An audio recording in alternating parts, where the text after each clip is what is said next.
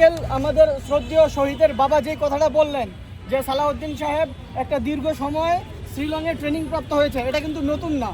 এইটা ইন্ডিয়ার রয়ের প্ল্যানিং 1969 সাল থেকে, মুক্তিযুদ্ধের পর থেকে যে ট্রেনিং প্রাপ্ত হয়ে ভারত থেকে ট্রেনিং প্রাপ্ত হয়ে শেখ মুজিব বাংলাদেশের দায়িত্ব গ্রহণ করেছিলেন। একইভাবে 75 সালে শেখ মুজিব সপরিবারে তাকে নিধন করার পরে 1979 সাল পর্যন্ত দীর্ঘ 4 বছর শেখ হাসিনা এবং তার বোন শেখ রেহানাকে ভারতে বসে ট্রেনিং দিয়ে 1979 সালে বাংলাদেশে প্রবেশ করানো হয়।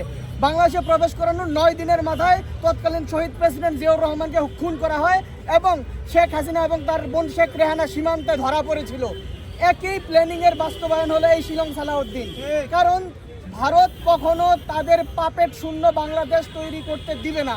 যেইভাবে হাসিনাকে তারা তৈরি করেছিল, রয়ের মাধ্যমে 4-5 বছর ট্রেনিং দিয়ে তারপরে বাংলাদেশে প্রেরণ করেছিল, একইভাবে ভারত জানতো যে হাসিনার এই স্বৈরাচারী মনোভাব এবং তার এই কর্মকাণ্ড এতটা ভয়ঙ্কর হয়ে যাচ্ছে, অতি সত্বর সেও বাংলাদেশ থেকে তাকে উৎখাত করে দিবে জনগণ। তখন তাদের সেকেন্ড প্ল্যান হিসেবে এই সালাউদ্দিনকে শিলংয়ে বসিয়ে রয়্যাল ট্রেনিং প্রাপ্ত করে দীর্ঘ 7 থেকে 8 বছর রয়্যাল ট্রেনিং প্রাপ্ত করে তারপরে সুকৌশলে 5ই আগস্টের পরে তাকে বাংলাদেশে ঢুকানো হয়েছে।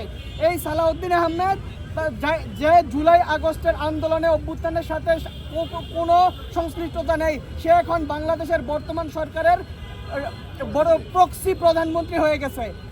আমরা দেখতে পাচ্ছি তারেক রহমান নির্বাচনের পর থেকে সে কাঠের পুতুলের মতো সংসদে বসে আছে। সে শুধু সংসদে বসে এইভাবে টেবিল চাপড়ায়, কিন্তু তার সমস্ত দায়িত্ব পালন করতেছে শিলং সালাউদ্দিন। তার কি যোগ্যতা আছে এই দায়িত্ব পালন করার?